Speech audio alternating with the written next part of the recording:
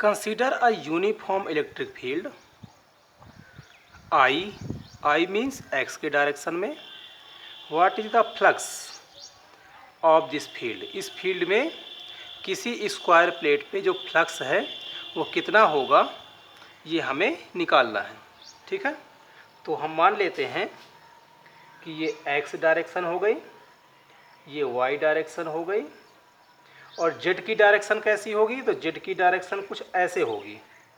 ठीक है, z की डायरेक्शन होगी इस प्लेन के परपेंडिकुलर या नॉर्मल. ठीक, लेकिन 3D का पिक्चर हम 2D में बना रहे हैं तो हमने मान लिया कि z की डायरेक्शन जो है वो कुछ इस तरफ है. x को डिनोट करते हैं हम I से, y को डिनोट करते हैं हम j से, और इसको हम z को डिनोट करते हैं k से, k कैप. तो जो इलेक्ट्रिक फील्ड है उसकी मैग्नीट्यूड इतना है और इसकी जो डायरेक्शन है वो है I कैप अर्थात x के डायरेक्शन में. तो जो इलेक्ट्रिक फील्ड है उसकी डायरेक्शन कैसी है? x एक्सिस के पैरेलल है. और फ्लक्स हमें फाइंड आउट करना है स्क्वायर ऑफ द 10 सेंटीमीटर.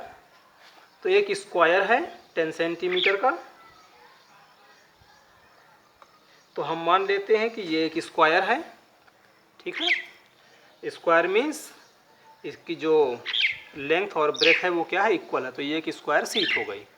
और ये स्क्वायर शीट जो है हुज प्लेन, ये वाला plane parallel to the Y Z plane.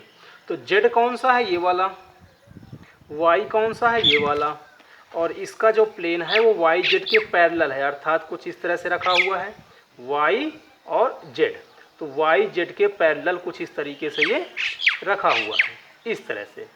ठीक, अब मैं एक चीज़ और बता दूं मैं कि जैसे कि ये प्लेन है तो ये एरिया हुआ, और इस एरिया का जो वेक्टर होता है वो इस प्लेन के क्या होता है? परपेंडिकुलर, कुछ इस तरह से.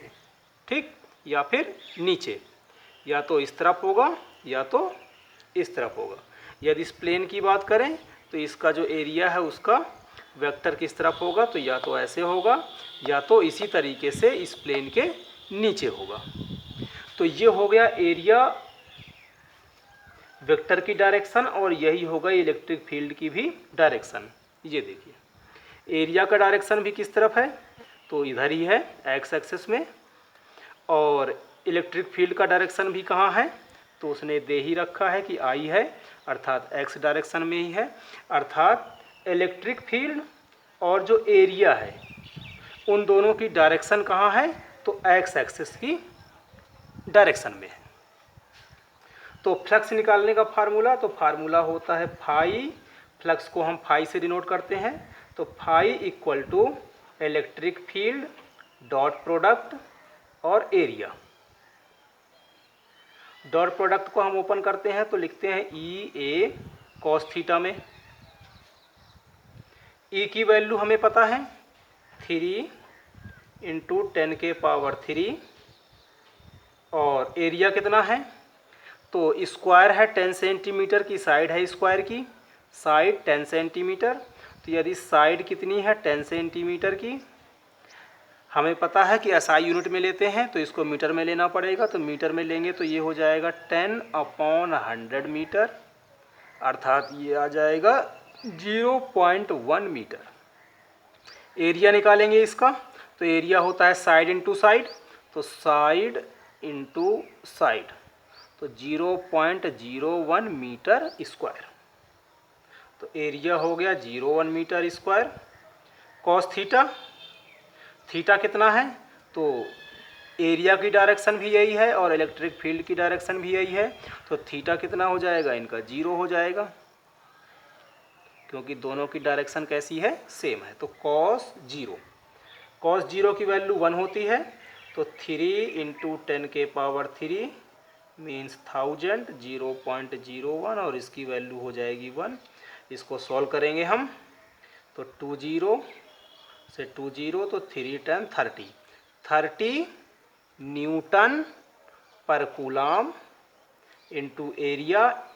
एरिया का हो गया मीटर स्क्वायर. तो ये हो गया 30 न्यूटन मीटर स्क्वायर पर कूलाम. सेकंड कंडीशन है कि फिर से फ्लक्स निकालना है through the same square, square same ही रहेगा। इफ नॉर्मल, तो एरिया का जो वेक्टर होता है उसको हम नॉर्मल भी बोलते हैं। तो normal to its plane make 60 degree angle with X axis. तो एक्स एक्सेस हो गई ये वाली इस तरफ, और जो ये प्लेन है, प्लेन का जो नॉर्मल है अर्थात ये वाला वेक्टर जो है वो कैसा है, तो एक्स एक्सेस से 60 डिग्री एंगल बना रहा है, अर्थात कुछ इस तरह से है, इस तरह से। ठीक है, ये रहा वेक्टर, वेक्टर को हम ड्रॉ कर लेते हैं कुछ इस तरह से, और ये हो गया हमारा प्लेन, प्लेन को हम डिनोट कर लेते हैं कुछ इस तरह से। तो ये हो गया प्लेन और ये हो गया उसका एरिया वेक्टर, और एरिया वेक्टर और एक्स एक्सेस के बीच में डायरेक्शन कितना है, सॉरी एंगल कितना है, तो 60 डिग्री का है।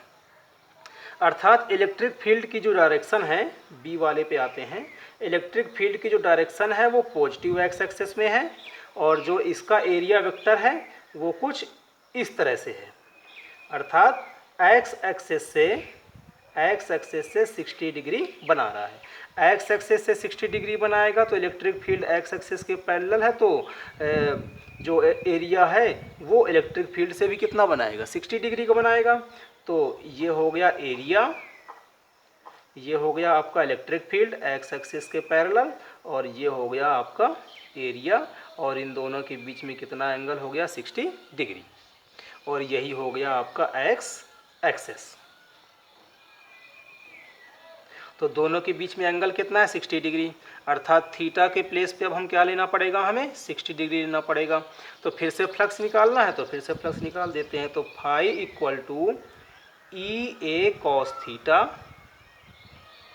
ई की वैल्यू फिर से वही 3 इंटू 10 के पावर 3, एरिया है 0.01, और कॉस थीटा, और कॉस थीटा की वैल्यू कितनी होती है, तो 1/2।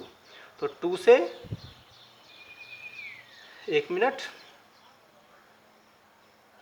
इसका जो आंसर आएगा तो 1000, 100, 10 बचेगा, 10 का 3 में करेंगे तो 30 आएगा, और 30 इंटू 1/2 अर्थात 15, और जो यूनिट होगी वो सेम ही होगी, तो न्यूटन मीटर स्क्वायर पर कूलम।